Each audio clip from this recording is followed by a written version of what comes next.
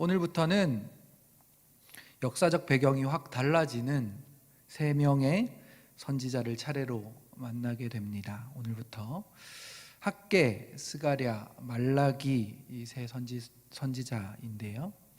포로기 이후 이야기를 이 세 선지자를 통해서 하나님께서 하나님의 백성들에게 역사적 배경 안에서 하나님의 마음을 전하고 있는 책들이기 때문입니다.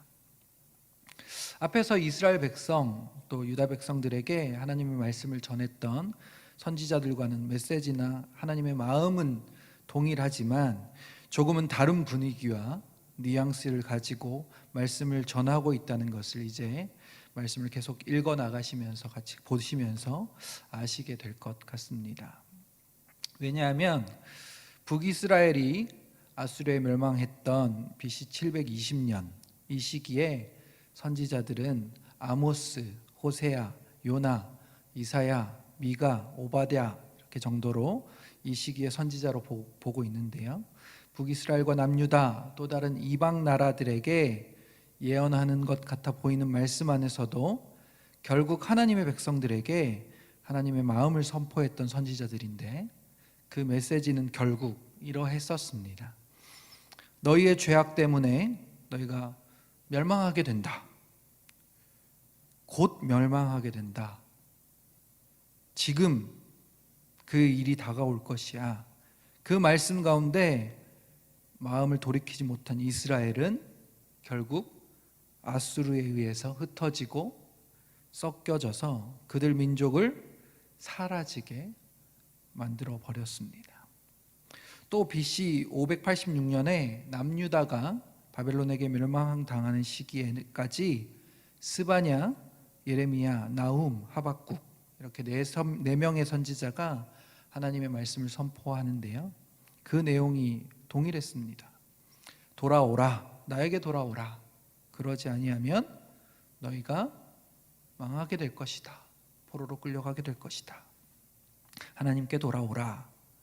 그리고는 결국 그들도 마음을 돌이키지 못하여서 바벨론에 의해서 나라가 사라져 버리게 되죠. 많은 사람들이 바벨론으로 끌려가고 포로 생활을 하는 동안에도 하나님께서는 그 백성들을 놓지 않으십니다. 그리고는 그들 가운데 2명의 선지자를 통해 하나님의 말씀을 선포하고 있습니다. 2명이 누구냐면 그발 강가에서 에스겔을 통해서 왕궁에서 다니엘을 통해서 하나님의 일들을 선포하고 하나님의 말씀을 전하게 되죠. 그들의 메시지는 이제 예레미야에게 말씀하셨던 그 70년간의 포로 생활이 지나고 나면 다시금 고국으로 돌아오게 될 것이다. 그리고 그 일이 온 땅의 주관자 되시며 왕 중의 왕, 신 중의 신이신 하나님께서 그 일을 행하실 것이다 라고 에스겔의 많은 환상들과 다니엘의 많은 사건들을 통해서 보여주셨습니다. 지금까지 계속해서 이 선지서들을 통해서 쭉 읽고 함께 걸어온 이야기들이죠. 그리고 이제 그 70년이 끝이 나고 포로 생활에서 다시 이스라엘 땅으로 돌아온 뒤에 그 이야기들 안에서 학개와 스가랴와 말라기를 통해 하나님의 마음을 전하고 있는 것입니다. 이 역사적으로 보았을 때, 역사서에서 보았을 때 에스라서와 느헤미야서가 이 시기와 함께 가는 성경인데요. 그래서 함께 참고하시면서 읽으시면 좋겠다 생각이 들어집니다. 이 학개서의 배경 안에는 큰 사건이 하나 있습니다. 바로 성전을 건축하는 일과 관련되어져 있는데요. 포로로 잡혀 있다가 이제 하나님께서 페르시아, 그러니까 바사의 왕 고레스에게 하나님의 백성을 다시금 돌려보내라 명령하셨죠. 그래서 고레스가 칙령을 내리고 포로 귀환했던 백성들이 전쟁으로 인해 그리고 포로 생활로 인해 다 무너져 있던 나라를 다시 세워야 하는 그러한 상황 가운데 있었습니다. 그 중에 가장 먼저 했던 일이 바로 성전을 다시 회복하는 일이었던 것이죠. 포로 시기에 이 백성들 안에서 간절한 소망이 있었을 것입니다. 우리가 이 포로 시기가 끝이 나서 자유를 얻게 되고 고국으로 돌아가기만 하면 그것보다 더 기쁘고 감사한 일이 없을 것이다. 그것을 간절히 소망하고 기다리고 있었지 않았겠습니까? 모든 것을 다 얻은 그런 기쁨을 누리게 될 것이다 라고 생각했을 것입니다. 또 그렇게만 된다면 이제 다시 하나님의 성전을 회복해서 하나님만 잘 섬기면서 이제 새롭게 변치 않고 여호와 하나님과 함께 잘 살아갈 것이다, 이렇게 굳게 다짐하며 그날을 기다렸을 것입니다. 그리고 나서 이제 그날이 이들 가운데 다가오게 된 것이죠.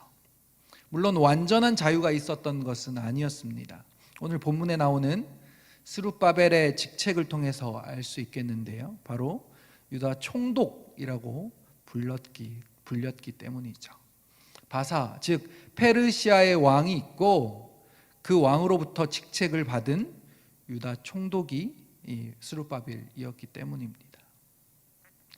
그럼에도 고국으로 돌아갈 수 있었고 그곳에서 하나님과의 회복이 하나님께서 세우신 지도자들, 즉 에스라, 느헤미야, 스룹바벨, 여호수아를 통해서 일어나기 시작했기에 그들 가운데 기쁨이 있었습니다.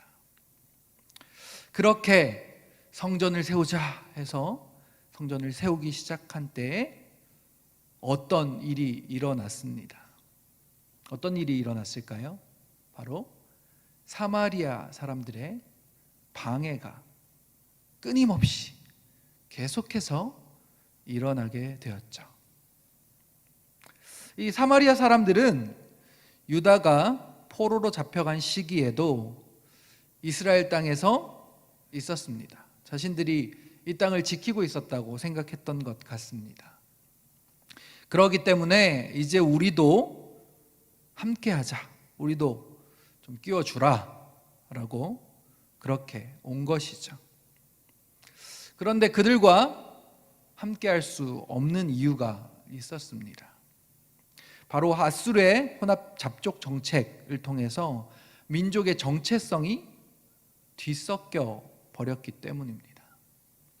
이것은 그저 이방의 피가 섞인 문제가 아니었기 때문입니다. 여호와 하나님을 섬기던 그 신앙의 민족에서 이방에서 흘러들어온 다른 우상들의 문화들이 결혼을 통해서 자녀들을 낳음을 통해서 얽히고 설켜서 이제는 하나님만을 섬기는 동일한 믿음의 민족이라 볼 수 없는 상태까지 되어버렸기 때문입니다. 그래서 그들과 함께 할 수 없었다라고 이야기했는데 그것에 앙심을 품고 이들은 옆에서 계속해서 집요하게 이 성전 건축하는 것을 방해하기 시작했던 것이죠.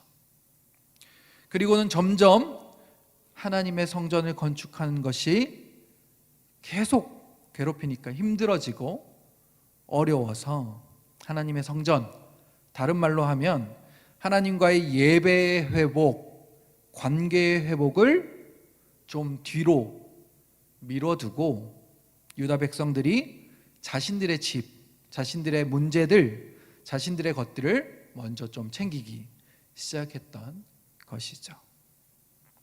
그 상황이 바로 지금 학계의 시작 지점에 있는 상황이었습니다. 2절부터 6절까지 함께 읽어보겠습니다. 시작. 만군의 여호와 이 백성이 말하기를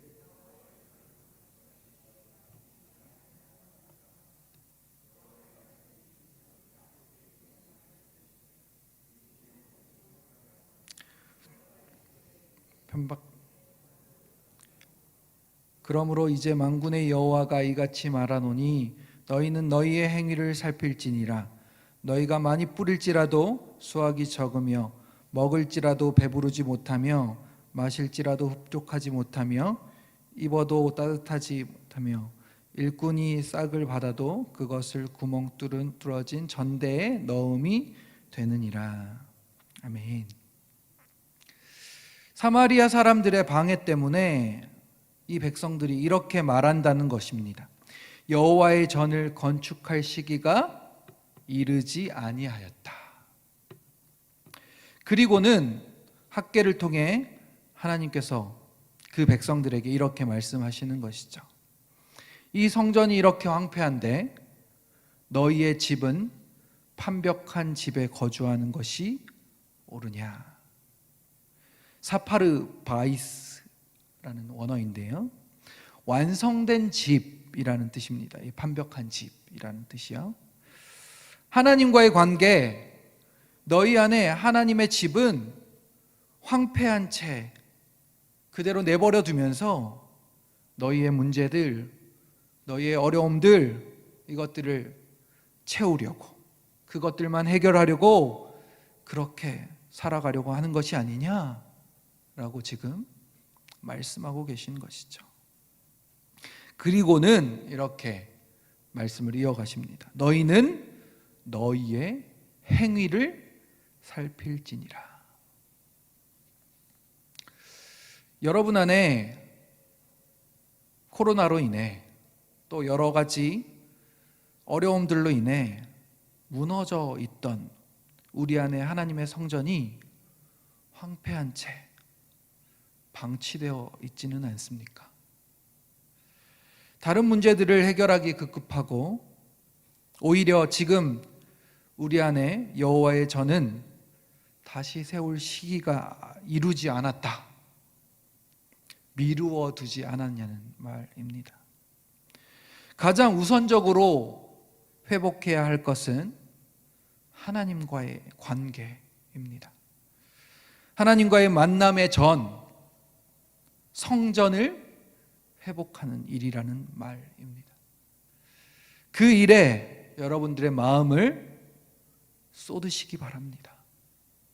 그 일에 우선순위를 두시기 바랍니다.